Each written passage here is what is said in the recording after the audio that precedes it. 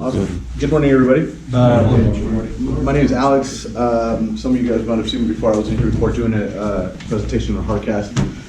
The manufacturer's rep firm that I work for reps Hardcast as well as Mason and several other lines. So we're back at it again with some Mason.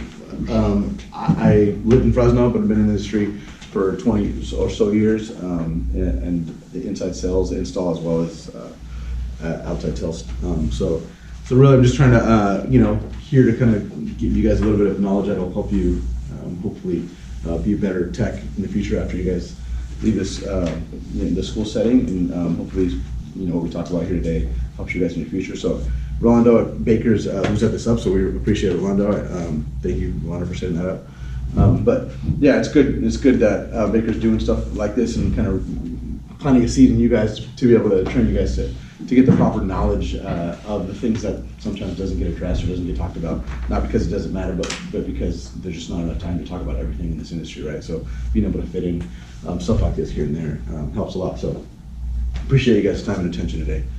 Again, what we're talking about again is Mason. Mason wholesale Mason vibration isolation out of New York. Been around for years.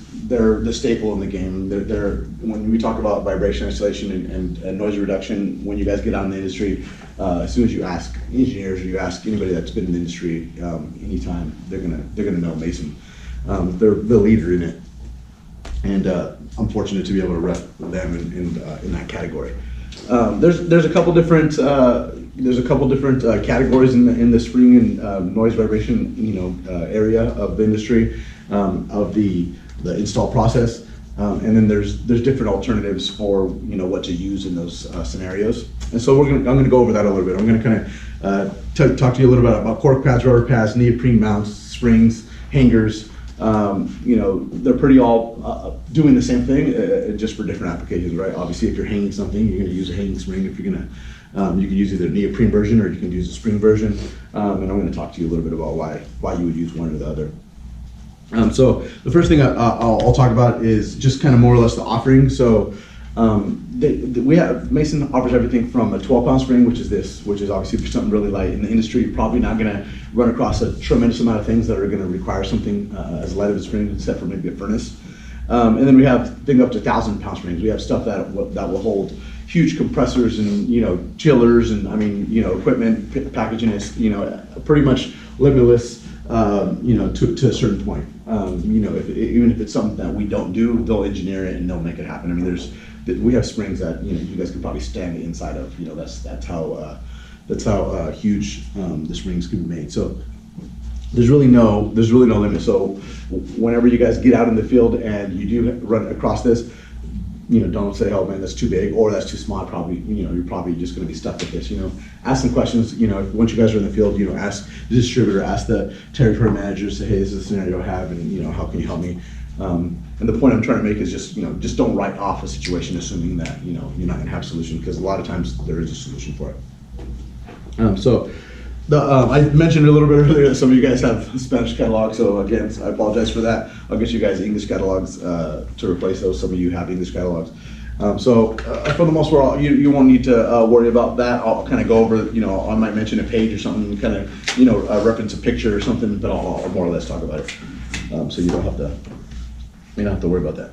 So why do we need, vibration isolation and noise reduction? Well, that's pretty self-explanatory, right? You as a consumer, you don't want noise, you don't want vibration, right? You're in your home, you spend a bunch of money in your home, or you're renting your home, and you don't want to, have a noisy air conditioning unit or whatever it is, a fan, exhaust fan, or you have a compressor. Say you're running a shop and you have a compressor and it's vibrating, cracking in the concrete because it's vibrating so much voltage to the concrete.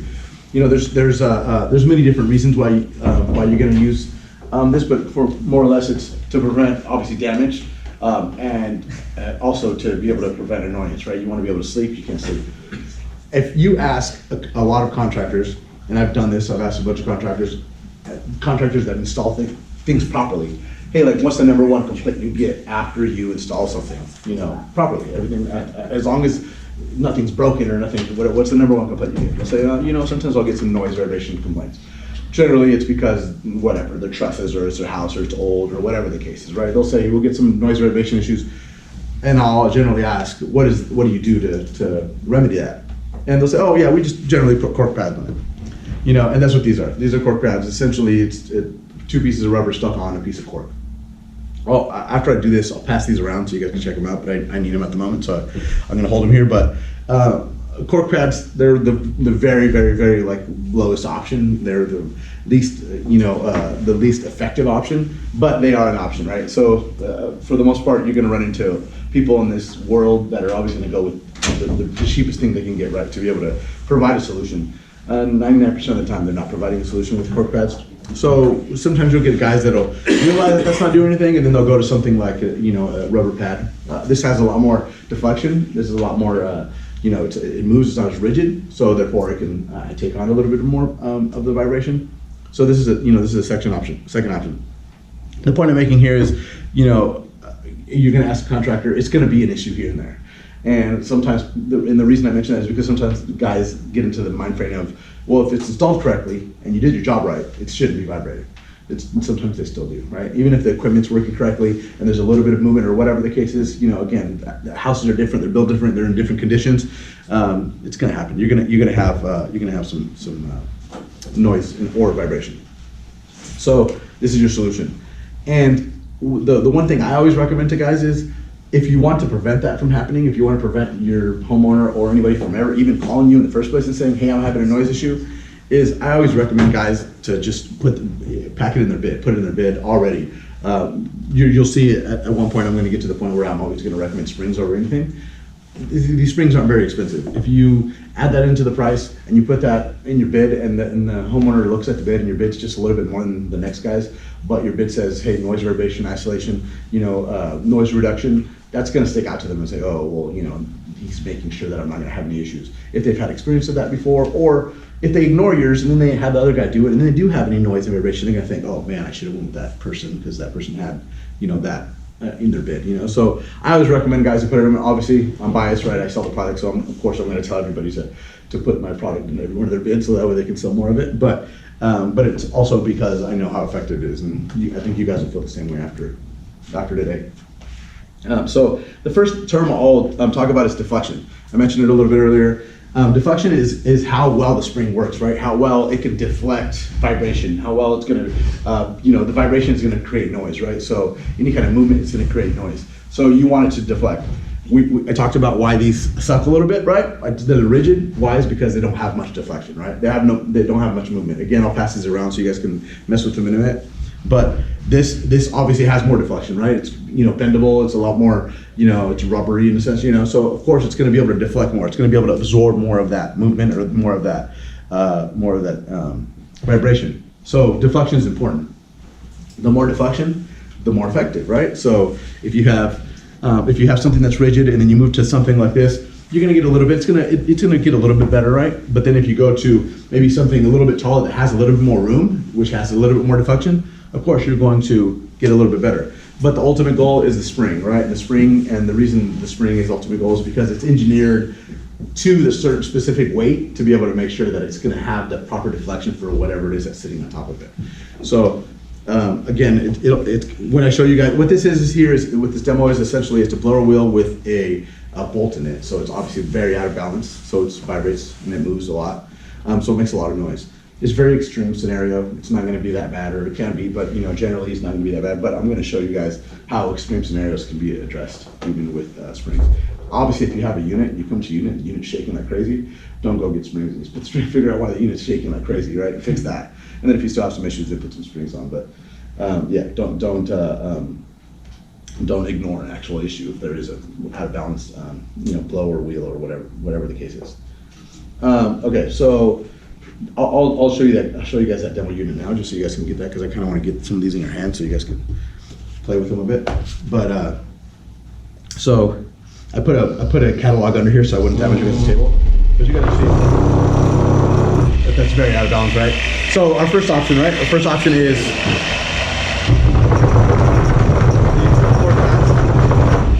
that's obviously you can see how effective that is. And then after that we'll go to rubber. And rubber's a little bit better. Let me try to put this back in. Not like much, right? And then you go to neoprene pads here. it takes a little bit away. And I kind of just want to go back to the beginning, and then we'll go to springs, and then you see the difference, right? And I mean, even if I turn this up, and I'll show you, and we'll mess with that, later on when you guys, after we're done, I'll let you, but I'm touching this table, I can't feel it, like you cannot feel the vibration. So you can't feel the vibration at all on the table. So, I mean, if you're talking about, very, very massive issue, this is gonna take care of it. So, I mean, as you can see, they're effective, right? And these are 12-pound springs. These springs are set for that weight, right? So that's specific to that. But if you have, again, a package unit that weighs, 1,000 pounds, all you essentially need to do is get the total weight of the unit and divide it by 4, because there's 4 corners. If it's a rectangular unit, it's longer, then you might need 6 because there's a middle point. Or if it's like a bigger commercial unit, say it has 2 compressors and they're 2 on the end, then at that point you might need heavier springs on that side because those compressors are heavier than the left side, right? So you want to make sure that you properly size them and don't just kind of look at it and just size it out. Just make sure that you guys look at kind of where the weight's at. If it's just a simple single compressor unit, then you'll be fine. The springs will do it.